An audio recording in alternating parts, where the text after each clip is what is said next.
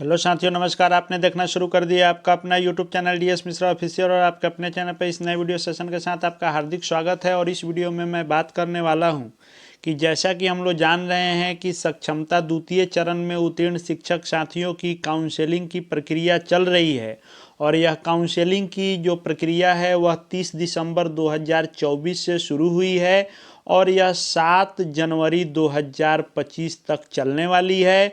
और यह प्रक्रिया जो चलेगी इसमें कई परिस्थितियां उत्पन्न हो रही हैं काउंसलिंग के दौरान। एक तो काउंसलिंग में जो शिक्षक यदि किसी कारणवश अनुपस्थित हो गए उनका क्या होगा। फिर दूसरी स्थिति कि यदि वे काउंसलिंग में गए लेकिन उनका बायोमेट्रिक या फिर आधार सत्यापन नहीं हो पाया, उनका क्या होगा। या आधार एवं बायोमेट्रिक सत्यापन होने के बाद जब वे वेरिफिकेशन कराने गए डॉक्यूमेंट का तो उनके डॉक्यूमेंट को डाउटफुल कर दिया गया, यानी काउंसलिंग का जो रिसीविंग पत्र मिला उसमें डाउटफुल लिखा मिला। और चौथा है कि सब फाउंड करेक्ट है। तो इन चारों स्थितियों पर बात करने वाला हूं कि किनका कैसे क्या आगे होने वाला है। तो वीडियो आपके लिए बहुत ही खास होगा, अंत तक मेरे साथ बने रहेंगे। और यदि चैनल से अब तक नहीं जुड़े होंगे तो चैनल को सब्सक्राइब करके बेल आइकन को प्रेस कर लेंगे ताकि आगे भी शिक्षा विभाग शिक्षकों से संबंधित हर महत्वपूर्ण वीडियो आप देखते रहें। तो जैसा कि हम लोग यह जो गाइडलाइन देखे होंगे, यदि नहीं भी देखे होंगे तो अभी इसको हम लोग देखेंगे कि जो यह काउंसलिंग का गाइडलाइन है, इस गाइडलाइन के अनुसार जो आपकी काउंसलिंग है उस दौरान 4 प्रकार की स्थिति होगी और 4 प्रकार से काउंसलिंग का आपका रिसीविंग पत्र मिल सकता है। पहला कि यदि वेरिफिकेशन के दौरान आपका प्रमाण पत्र सही पाया गया तो फाउंड करेक्ट लिखा मिलेगा। यदि वेरिफिकेशन के दौरान प्रमाण पत्र मिलान के पश्चात संदेहास्पद पाया गया, यानी इसी संदेहास्पद को फाउंड डाउटफुल लिखा हुआ मिलेगा।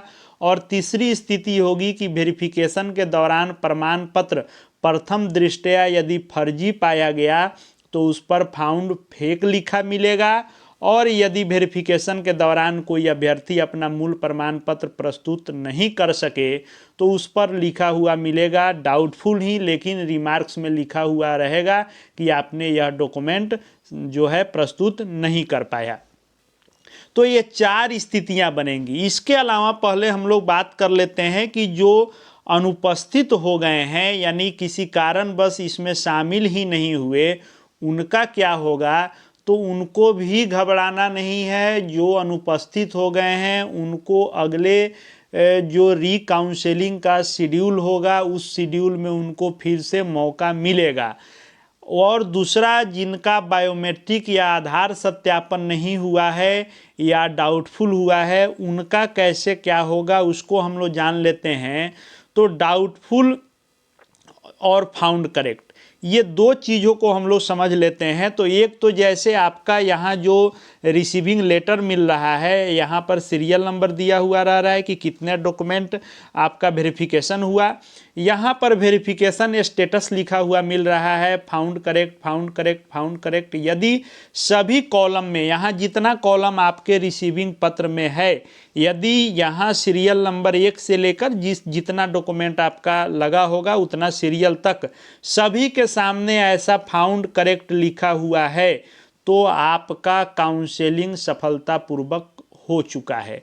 अब काउंसलिंग आपकी जब पूर्ण हो गई तो आपको कोई अब अभी कोई काम नहीं है। अभी आपको इंतज़ार करना है कि जब आपका सक्षमता 1 की तरह उसी प्रोसेस से नियुक्ति पत्र, पदस्थापन पत्र, योगदान पत्र मिलेगा तो विशिष्ट शिक्षक के रूप में जो डेट घोषित होगा उस डेट में आपको योगदान करना होगा।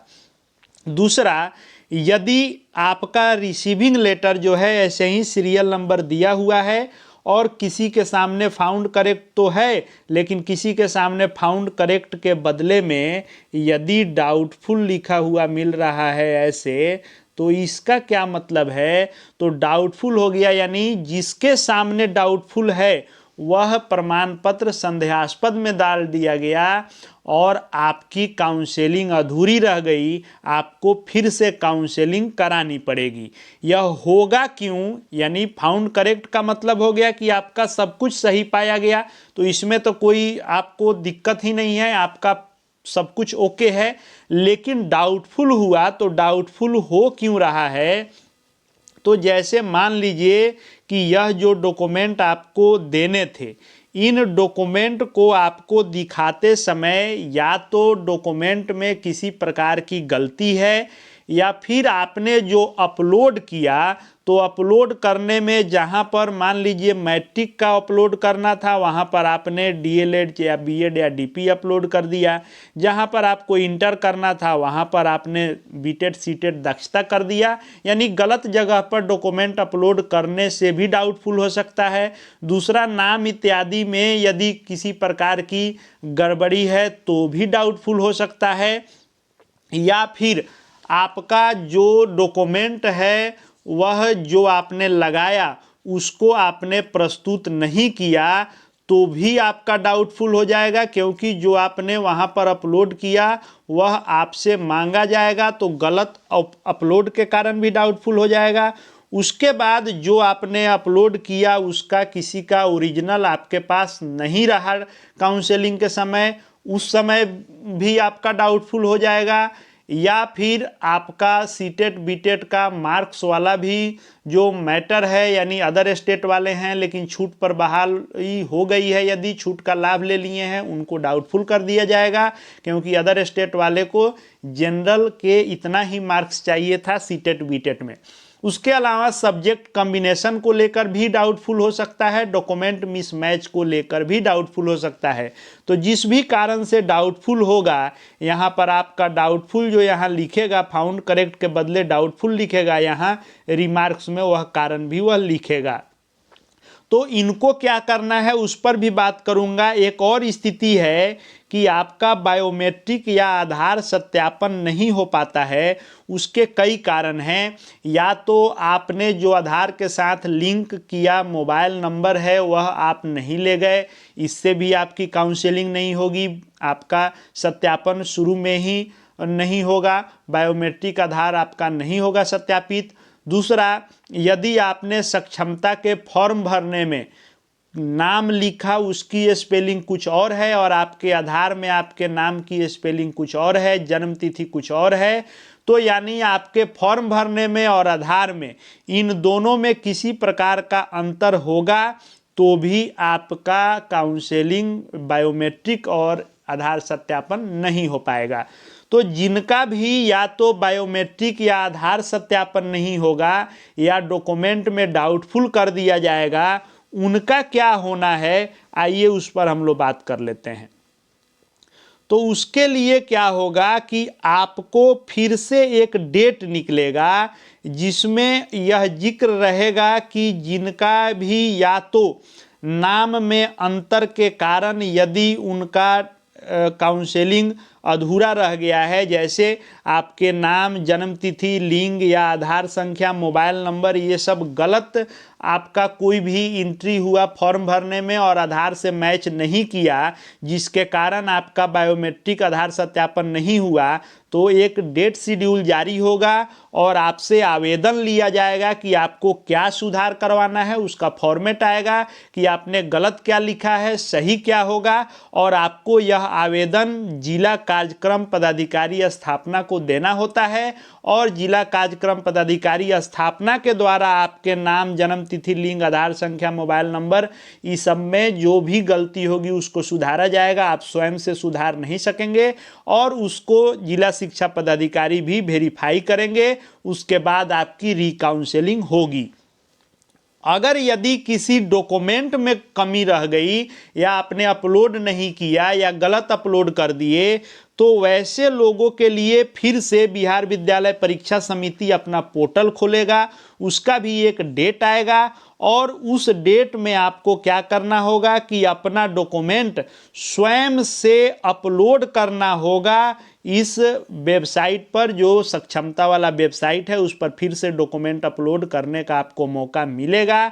इन सब के लिए एक नया डेट शेड्यूल जारी किया जाएगा। प्रथम चरण में यह जब काउंसलिंग आपकी 7 तक समाप्त हो जा रही है, उसके बाद फिर यह जब डाटा पहुंच जाएगा शिक्षा विभाग के पास, तो यह जारी किया जाएगा कि इतने लोगों की रीकाउंसलिंग होनी है।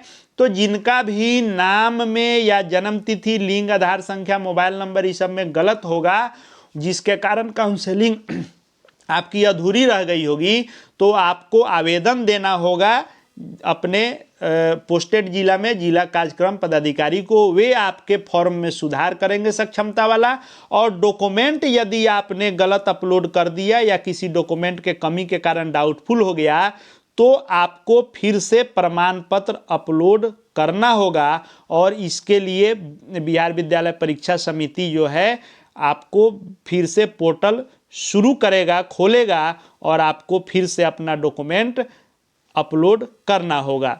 डॉक्यूमेंट अपलोड करने के लिए सॉफ्टवेयर पर समय आपको दिया जाएगा, आपको फिर से डॉक्यूमेंट अपना अभ्यर्थी द्वारा स्वयं से करना होगा।